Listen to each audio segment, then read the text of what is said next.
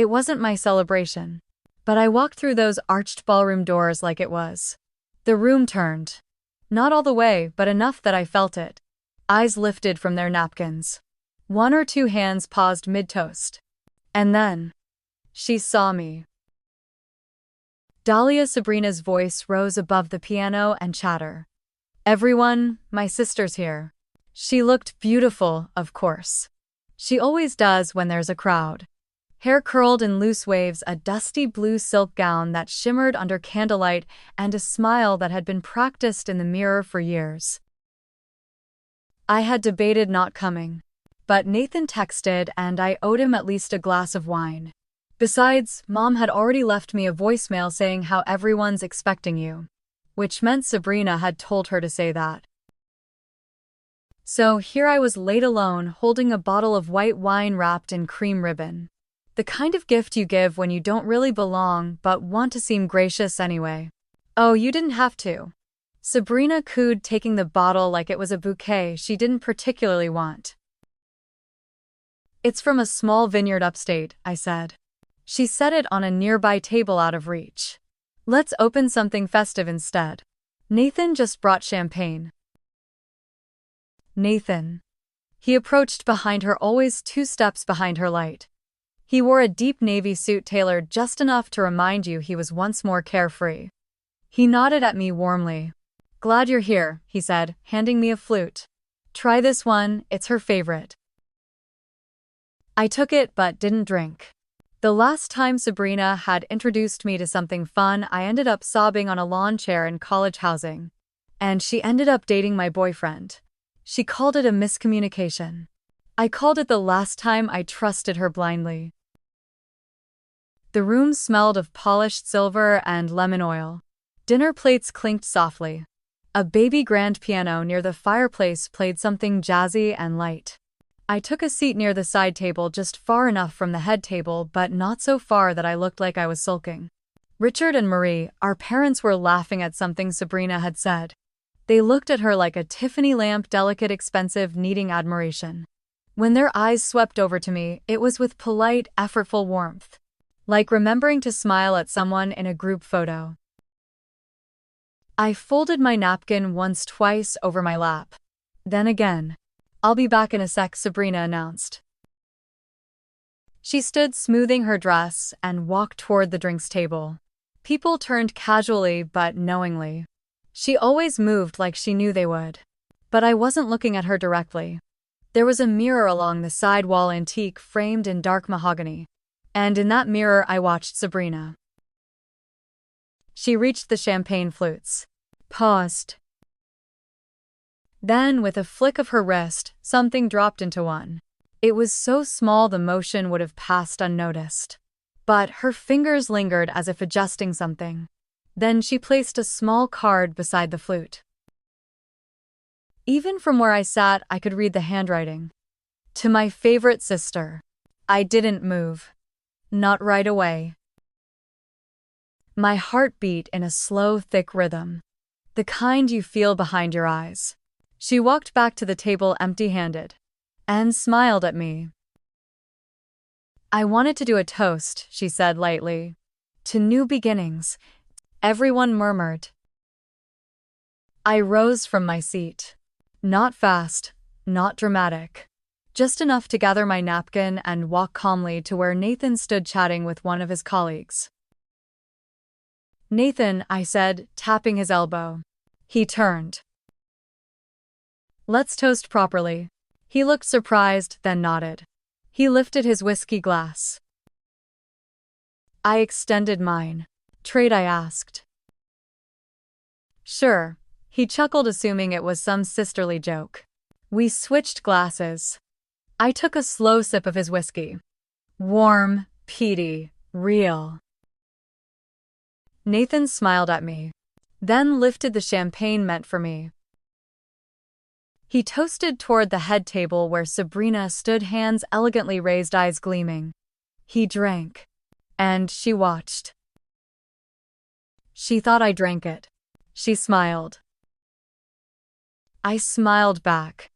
But only one of us had reason to. The piano played something in a minor key. Someone clinked a dessert spoon against glass. In the mirror behind the bar, I caught a glimpse of myself. Not smiling, not frowning, just there. Still, like a witness.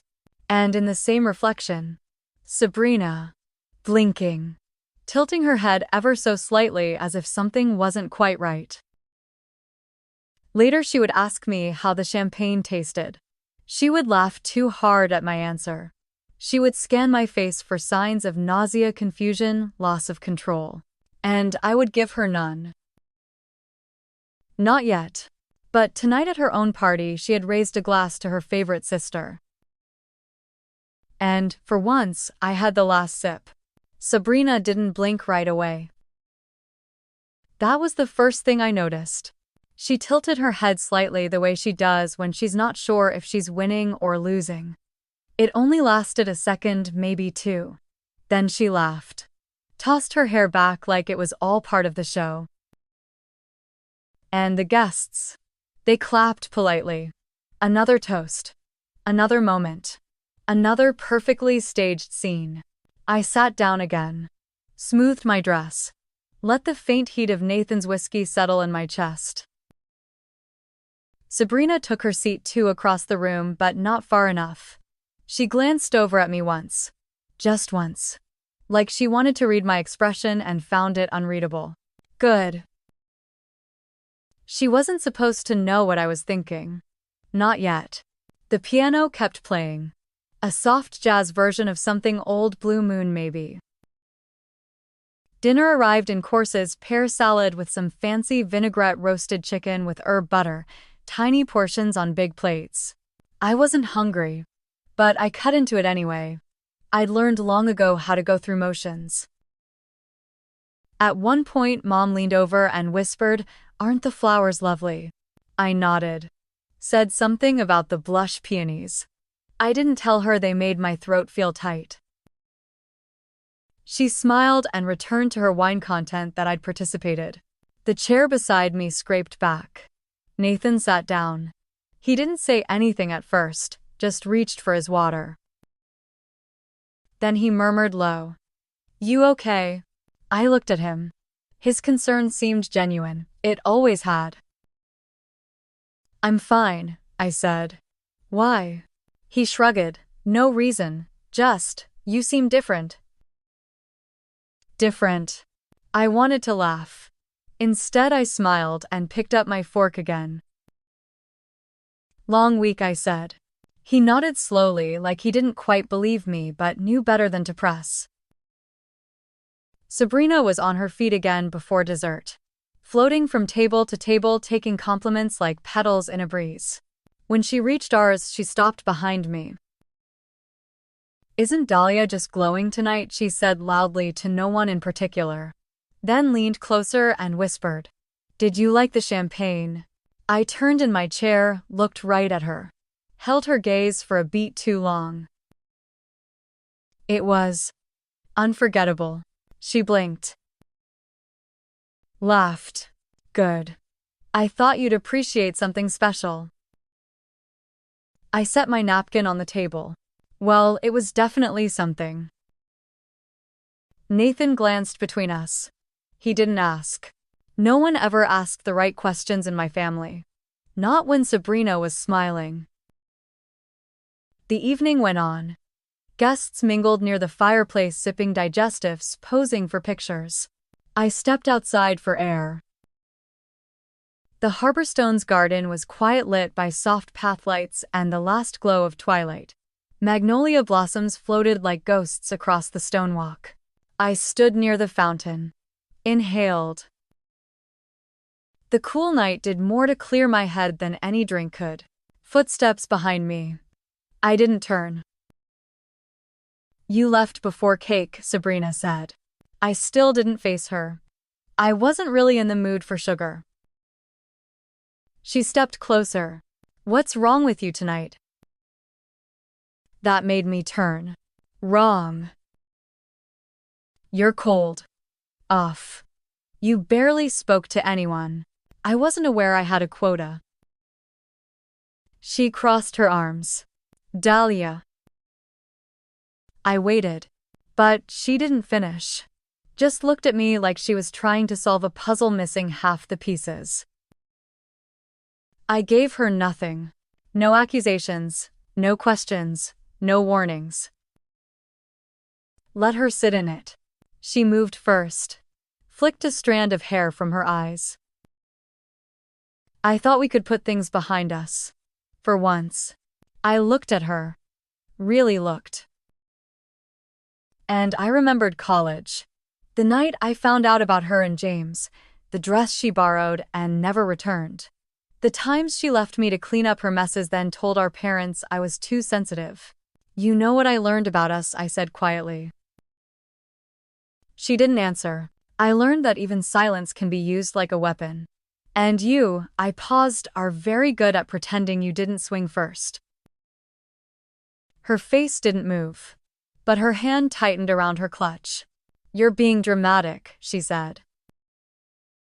No, I said, stepping past her toward the garden door. I'm being precise. Back inside, the party was winding down. Coats were being fetched. Laughter grew softer, stretched thin like the last note of a song. I didn't stay for goodbyes.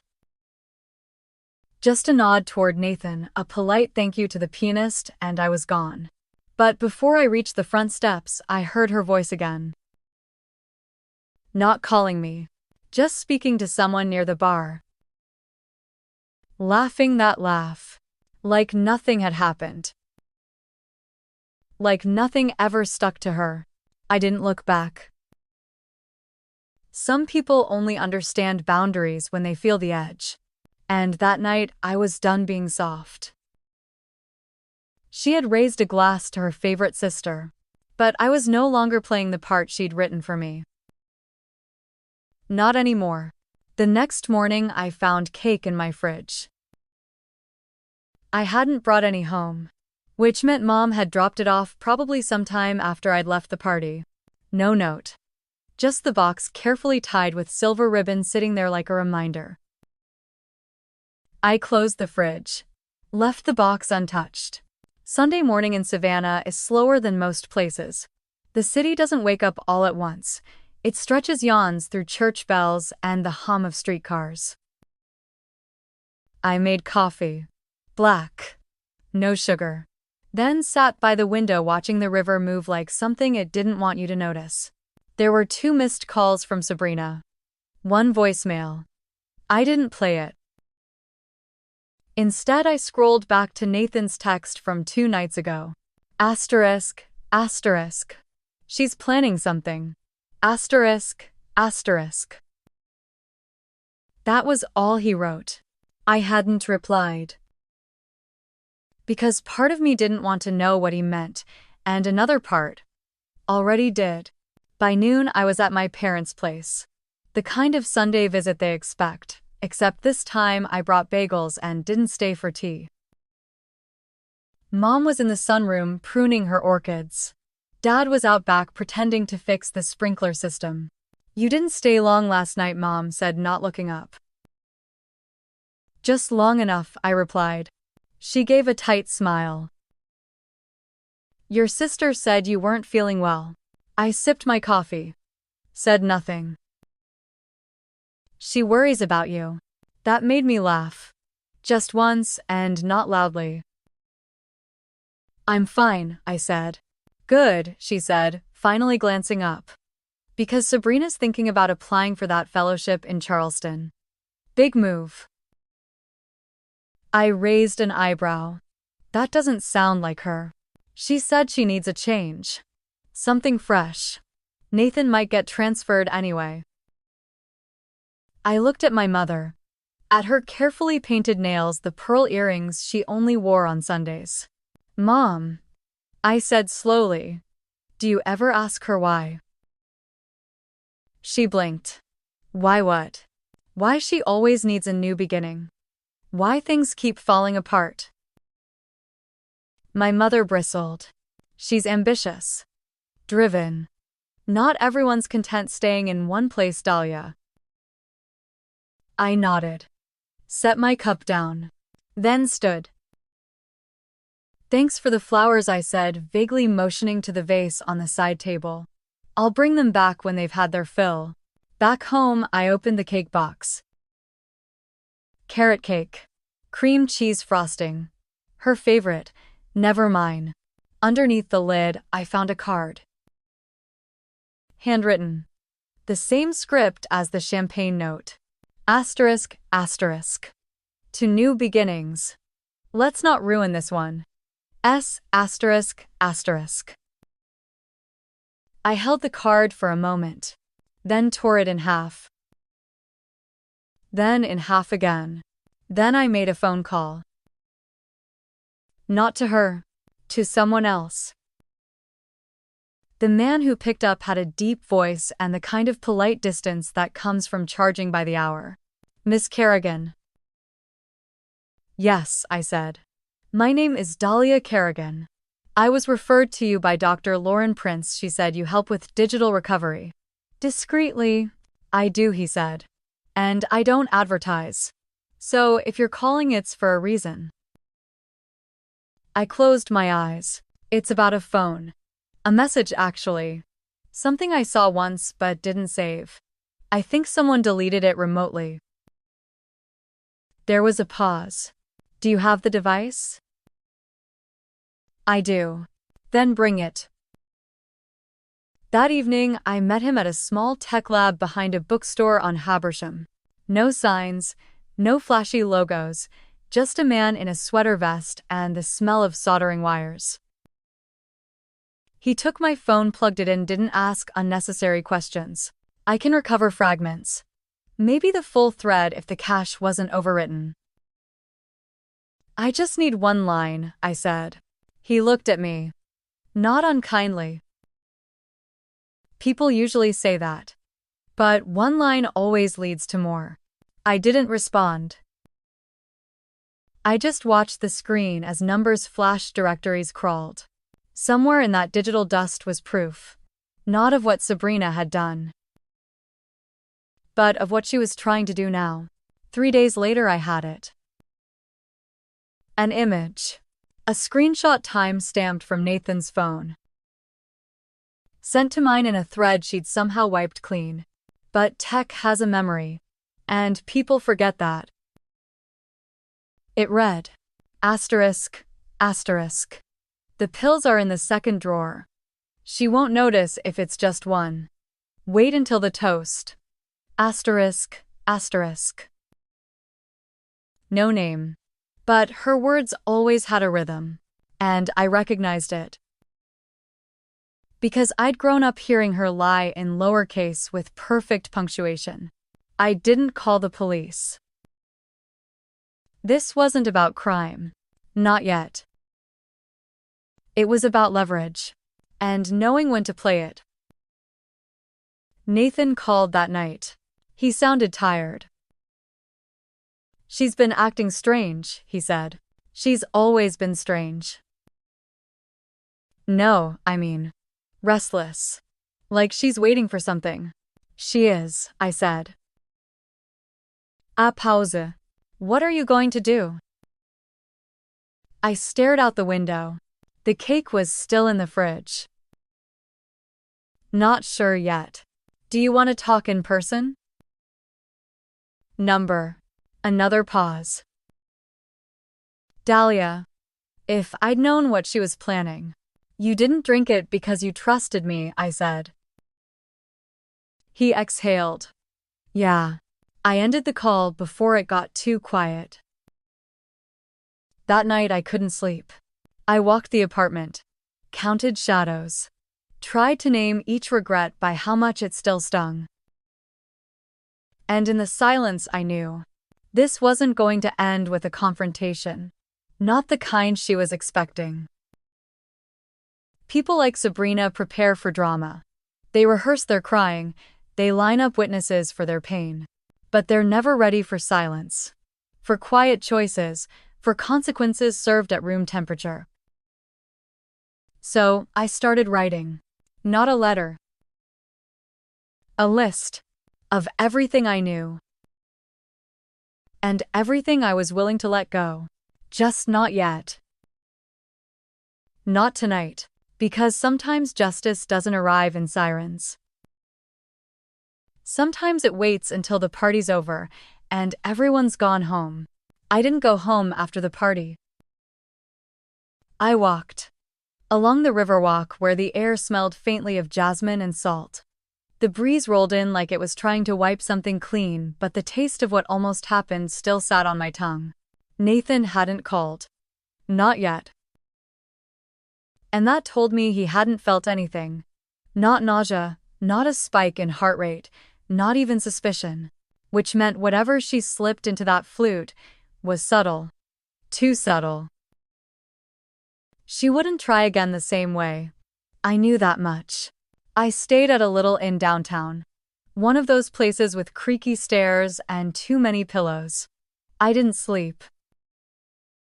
Instead, I opened my old spiral notebook. The one I used to keep packed between tax files and emergency vet bills. On the first blank page, I wrote one name, Sabrina. And underneath it 3 columns. Then, now, what she wants. Asterisk. Asterisk. I listed things that only made sense in hindsight. Like the time she recommended a wedding planner who accidentally sent my invites late, or when she offered to help with my resume but sent a different version to the hiring manager. Petty. Small. But patterned. Control wasn't just her habit, it was her language. And when words didn't work, she moved to other tools. The next morning I called Nathan. He picked up on the second ring. "Hey doll," he said, voice still a little hoarse. "Everything okay?" I let that settle for a second. He hadn't noticed, not even a headache. "Yeah," I said softly. "I was just thinking. I want to grab lunch this week." "Sure. I'm off Thursday. How's noon?" "Perfect." I could hear Sabrina in the background, laughing at something, or someone. She hadn't said a word to me since the toast. And I hadn't said a word to her. But silence, as I was learning, was its own kind of strategy. At lunch, Nathan looked tired. He wore that look men sometimes get when they're used to being the one who listens but haven't been heard in a long time. We sat at a sidewalk cafe. Umbrellas striped like old beach towels. A waiter with silver hair and too much charm brought us iced tea and menus. Nathan folded his napkin 3 times before speaking. "So, Sabrina says you've been distant." I stirred my tea. Slowly. "She would know. She's been counting." He looked at me, then looked away. I decided to press gently. "How have you two been?" He paused. Not like he didn't want to say, but like he didn't want to lie. "Busy. She's got this charity gala next month. I mostly stay out of the way." "That sounds lonely." He didn't answer that. But his eyes did. I sipped my tea. Then I asked Nathan. "That champagne, the one we swapped, did you feel anything off after?" He blinked. "What?" "Just wondering. You seemed okay. Just curious." "Number. Why?" I smiled. "No reason. Just thinking." He looked at me for a long second. I think he wanted to ask more, but didn't. Back at home, I began gathering. Not revenge. Not yet. Just threads. Photos from old birthdays. Screenshots of texts. Receipts from the dry cleaner she said she never used.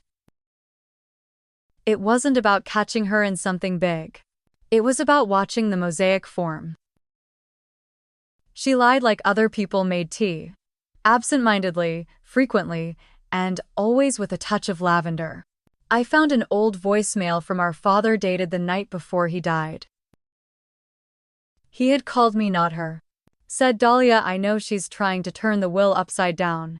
Don't let her take the house. That's yours." But the house was gone.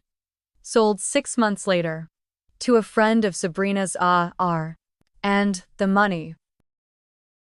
She said she used it for Mom's medical bills. Except Mom never got that surgery. She switched hospitals 2 weeks before. I asked her once. Mom blinked twice and said Sabrina handled it. That was always the story. Sabrina handled it. I lit a candle that night. Not for peace, for clarity. If I was going to do this, it couldn't be loud. It had to be clean. Documented. Undeniable. I emailed an old friend from college, Rachel. She worked in pharmaceutical risk compliance. I asked her a strange question. If someone were to slip something traceable but medically legal into a drink, what would be the signs? She didn't answer directly, just sent me a list of drugs. And one of them matched the symptoms I'd vaguely felt before. Drowsy. Slow blinking. Like watching your life on delay. It had happened once. At Sabrina's bridal shower. I remembered sitting in the bathroom stall for over an hour sweating through my dress. She said I had food poisoning, but no one else did. And she laughed when I asked what was in the punch. Now I knew. She had always been practicing.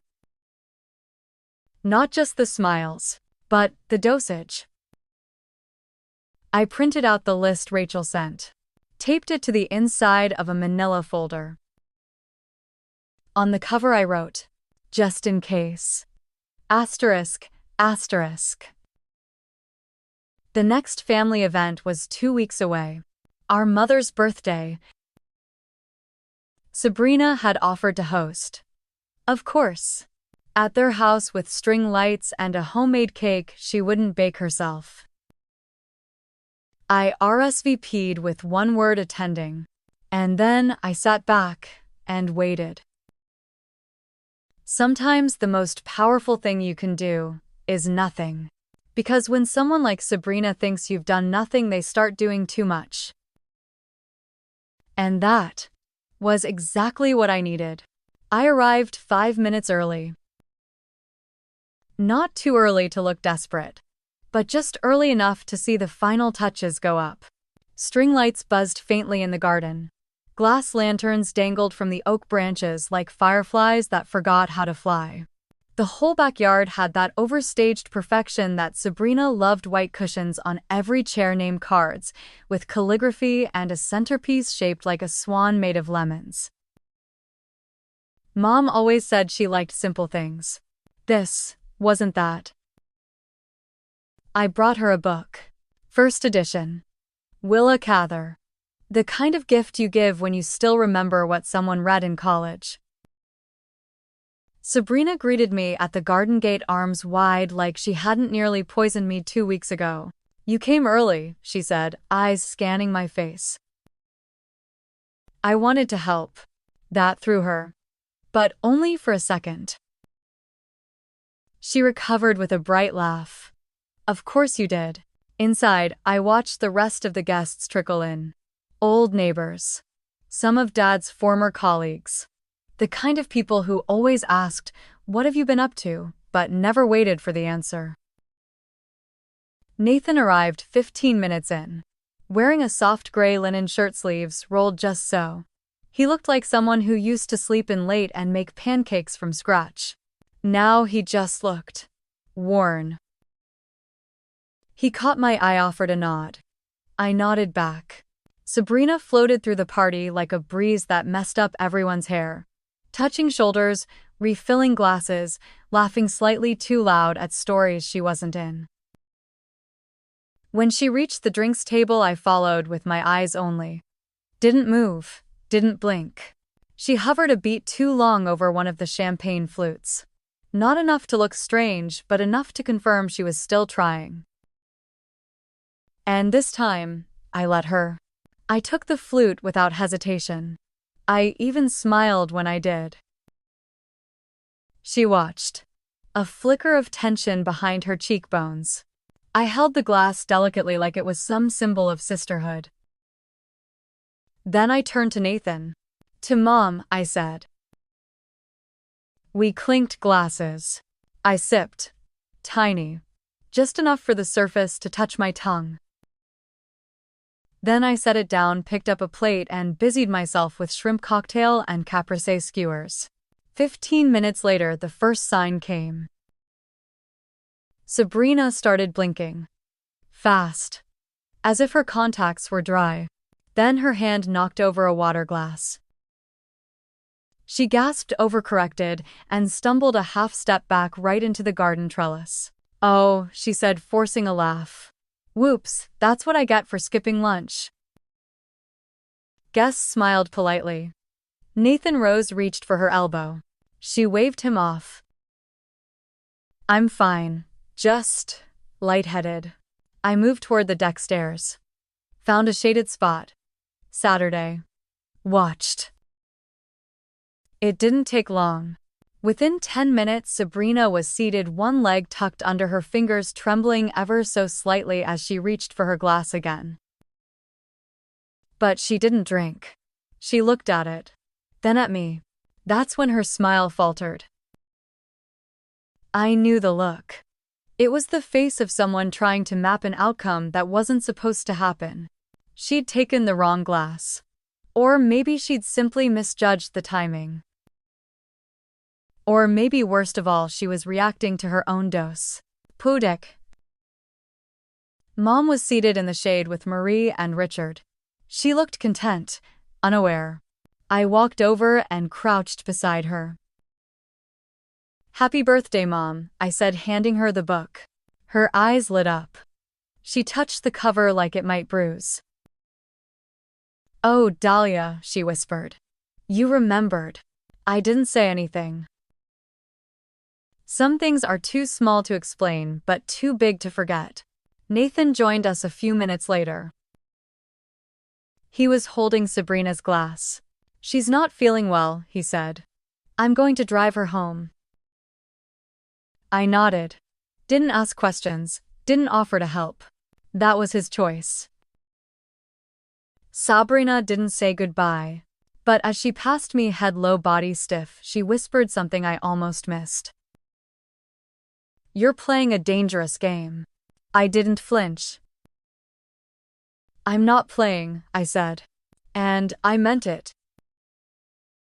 That night, I emailed Rachel again.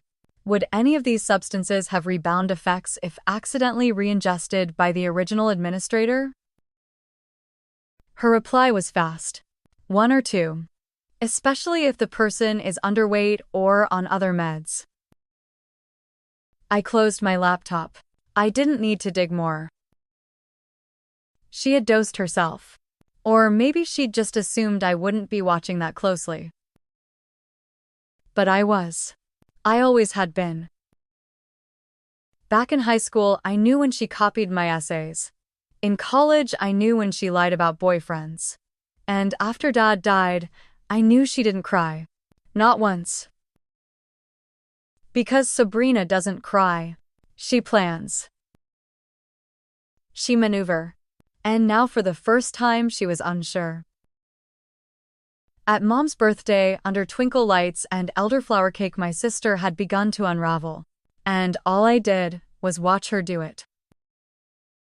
Sometimes you don't have to set the fire. You just have to stop putting it out. And as I stood at the edge of the garden that night, listening to the leftover chatter fade into crickets and clinking glasses, I realized something. She was scared. Not because of what she did, but because she knew I hadn't done anything yet. And that was the part that terrified her most. I didn't hear from her for 3 days. Not a text. Not a call. Not a fake apology wrapped in concern, which in Sabrina speak meant only one thing. She was regrouping. I spent those days quietly. Work, laundry, an overdue dentist appointment. I let my plants dry out a little too long. I listened to an old voicemail from Dad on repeat until the audio crackled. And I waited. On the 4th day, I got the invitation. A folded ivory card thick as cardstock with gold edges and her signature handwriting. Asterisk, asterisk. You're invited, family brunch at Willow Hill Country Club. Asterisk, asterisk. There was no RSVP. Just a time. Sunday, 10:30 a.m. I almost laughed. That was her final move. Mimosas and truffle eggs. But I showed up. Of course I did. Because when someone like Sabrina sets the table, you don't skip the meal. You just make sure you know what's really being served. The room at Willow Hill overlooked a small man-made lake. The kind ducks glide across when the wind is mild. Table for 10. White linens, peach roses, name cards shaped like little birds. Mine said, Dahlia Kerrigan. She always insisted on using my full name in print, like it added legitimacy to my presence. She wore a pale yellow dress. Hair pinned. Lipstick just shy of coral. She looked fixed. Not pretty. Not glowing. Just arranged. Welcome, she said, kissing the air near my cheek. Nice day, I replied. Nathan was there too. So were our parents.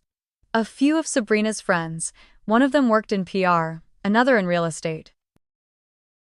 Everyone looked vaguely uncomfortable. It took me less than 5 minutes to see why. Sabrina tapped her spoon to a glass. I want to make a quick toast, she began. Before the food comes out. I sipped my water. I know the last few weeks have been complicated. Pause. She looked at me. But I believe in forgiveness. In second chances. Another pause. Her hand curled slightly around the stem of her glass. And sometimes, the people we think we can trust aren't who they say they are. That's when I knew. She was going to accuse me. Publicly. Elegantly. Quietly enough to avoid scandal but loud enough to smear. But I'm happy to say she continued. I'm working through things. With family, with myself, and I have some clarity now that I didn't before. I could have interrupted. But I didn't. I let her keep going. She wrapped her toast with a sweet hollow smile and sat down, eyes darting around the table like someone checking the weather. No one clapped. Not even Nathan. He cleared his throat, reached into his inner jacket pocket, and pulled out a small envelope. I actually brought something, he said, sliding it toward me. I blinked. For me? He nodded. You left this in the glove box after Mom's birthday. I figured I'd return it. I stared at the envelope. It was blank. Unsealed. I opened it. Inside was a printed photo. A screenshot. Sabrina. At the champagne table. 2 fingers over a flute. The reflection in the mirror captured everything. Even her face. Even the way she looked over her shoulder, checking if anyone was watching. I looked up slowly. Sabrina had gone pale. I didn't. She started, voice low. Nathan stood. His voice calm. She said she didn't want to use it, he said. She just wanted to understand. Who our mother asked. Dahlia, he answered. The room went still. Sabrina's mouth parted, but no sound came. Nathan turned to the others. We'll keep this private, for family only. But I think you all deserve to know Sabrina's been attempting things that aren't just hurtful. They're dangerous. Sabrina stood. Shaky. This is absurd. It was a joke. Then why did you switch the glasses last minute, I asked. Her breath caught. I placed the photo back into the envelope and pushed it toward her. I'm not pressing charges, I said. That's not what this is. Her hands were trembling now. "Then what do you want?" I stood, tucked in my chair, and looked her in the eye. "I want you to know that I saw you. I always did. Even when you thought I didn't." She didn't respond. Nathan looked at me. I gave him the smallest nod. Then I turned to leave. The sunlight outside was warm. A soft breeze lifted the edges of my coat. Behind me, the doors stayed open. I didn't need to slam them shut. Some endings don't need noise. Just knowing when to walk out without taking the last word. I reached my car, unlocked it, slid into the driver's seat. I didn't cry, didn't shake. I just sat, hands still on the wheel. Then I laughed. Once. Quietly. Because after everything. She had set the scene, planned the brunch, gathered the audience. And in the end, she still didn't know. It wasn't the card that undid her. It was the mirror. There's something about spring that makes you believe in clean slates. Not grand gestures or fireworks, just the quiet promise of things starting again. I was never good with plants. Sabrina used to say I had a black thumb, that even succulents curled away from me. But last week I planted a garden. And this morning I saw the first green tip of basil poking through the soil. It felt honest. Like something growing because I chose to stay. The old house had sat quiet for months. Nathan's name was no longer on the mailbox. Sabrina had moved across town closer to the school district she liked. And me, I stayed here. The porch still creaked. The kitchen still smelled faintly of lemon cleaner and vanilla. But the air had shifted. I opened the back door and stepped out barefoot, the grass still cool with dew. A robin chirped from the fence post.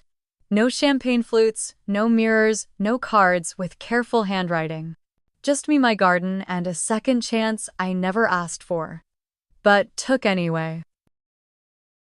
I knelt down beside the planter box, checking the soil. Something about getting your hands dirty makes the world make more sense. Maybe because it's hard to lie when your fingers are in the ground. Last week, Marie, our mother, came by. She didn't stay long. She brought peach preserves and asked how I was. She didn't mention Sabrina.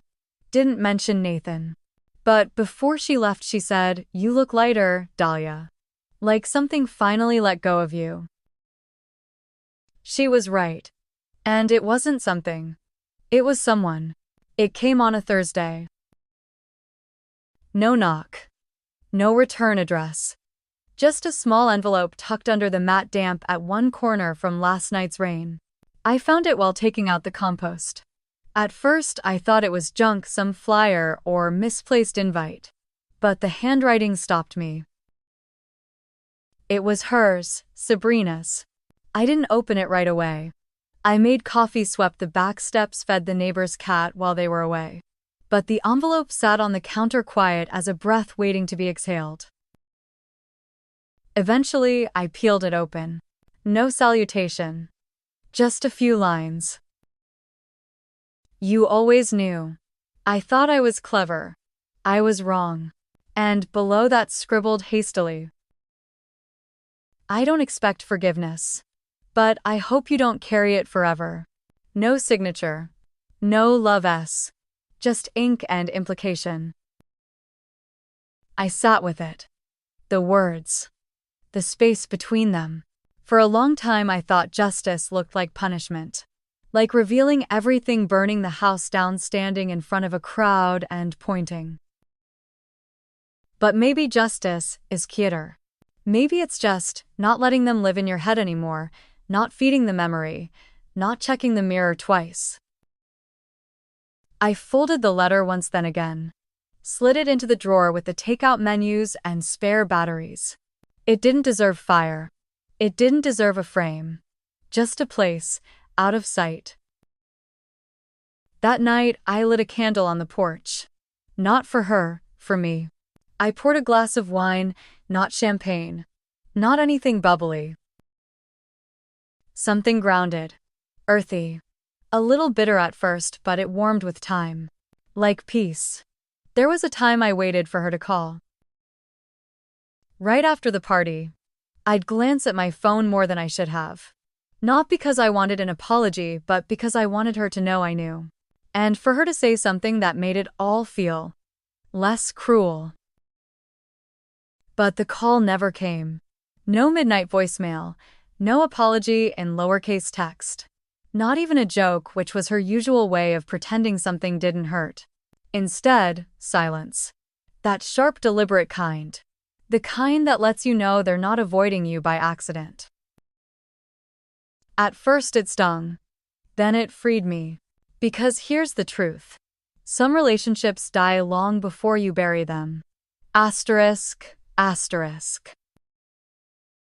Sabrina and I. We had the same childhood. Same parents, same house. But we walked away with different stories. She always needed an audience. I just wanted to be heard. She built moments like sets, beautiful, intentional but hollow once the lights went off. I built walls, quiet ones, because I'd learned not everyone keeps your secrets safe. In the months after that night, I didn't rebuild us. Didn't reach out, didn't ask why. Because some questions don't need answers, they just need space. And I chose space. I chose stillness. That was the most powerful choice I've made in years. Last weekend, Nathan stopped by. It wasn't planned. He brought a box of old books I'd left in the attic before they moved. Said he found them while packing up the last of his things. He looked tired. Not the dramatic kind, just the worn-down kind that settles behind the eyes. We didn't talk about Sabrina, not directly. He handed me the box, then hesitated, said I'm sorry for not seeing it sooner. I didn't ask what he meant. We both knew. Before he left, he glanced at the planter boxes, at the small green shoots pushing up through dirt. You really planted something, he said, almost surprised. I had to, I replied. Nothing else felt like mine for a long time. He nodded. Then left. And that was enough. That night, I sat out on the porch again. Same chair, same candlelight. I poured myself a small glass of that earthy red, the one that didn't sparkle, didn't fizz, just stayed honest. And I thought about all the things I didn't say. How some wounds don't need stitching, just air. How some people only understand consequences when they find themselves clinking glasses alone. I didn't toast to forgiveness. Didn't toast to revenge. I just raised the glass to myself for staying, for not losing myself in their theater, for choosing the quiet kind of power. And maybe that's all the closure some of us get. Not confetti, not applause. Just a deep breath, and one last sip. Have you ever kept the peace not because they deserved it, but because you did? Tell me in the comments. I'll be reading. A year passed. Not in a blur. Not with fanfare. But like soft rain smoothing the edge of a cracked sidewalk, one drop at a time. I didn't mark the anniversary of the party.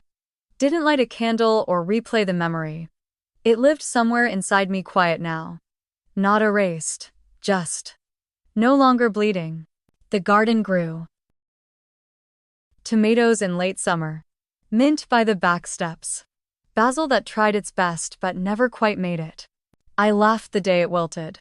Sabrina had always joked I couldn't keep anything alive, and here I was proving her half right. But it didn't bother me, not the way it used to. Because I'd learned something simple but hard-earned, growth doesn't always look like triumph. Asterisk, asterisk. Sometimes it looks like showing up again the next morning. Pulling weeds. Watering anyway. Marie, our mother, still sends texts now and then, pictures of the dog. Sales at the farmer's market. Never quite saying the thing we both think, she saw it too, she always had. But it was easier to love the daughter who smiled on command than the one who watched in silence. Still she tries. And that counts for something. Maybe not everything, but something. Nathan remarried last month. I saw the photo in the local paper. A small ceremony near the lighthouse, his new wife in a tea-length dress. He looked peaceful. And I surprised myself by being genuinely glad. Forgiveness doesn't mean you go back. It just means you stop holding the rope that's been burning your hand. I let go a long time ago. Sabrina, I haven't seen her. Not in person. But last week, a card came in the mail. No return address. Just my name in soft cursive. Inside was a pressed sprig of lavender and a note, 5 words. You always drank the right glass. I didn't cry. Didn't overthink it. Just slid it into a book I keep on the porch table. There are still things between us too heavy to carry. But that one line, it felt acknowledging. And sometimes acknowledgement is the beginning of release. So this is where I leave the story. Not because it's done, but because I've walked far enough with it. And if you've read this far, if you've ever been the quiet one in the room, the one who watched from the edge while everyone else performed, I hope you know, your stillness is not weakness, your restraint is not silence. And your dignity, that's your inheritance. You don't have to shout to be powerful. You don't have to expose to be free. Sometimes, you just have to switch the glass ***, raise it without shaking, and walk away while they're still watching. Because the real toast, the one that matters, is the one you give yourself when no one else is in the room. And if this story meant something to you, leave a comment. Or just take a breath and remember. You're not alone. I'll be here reading.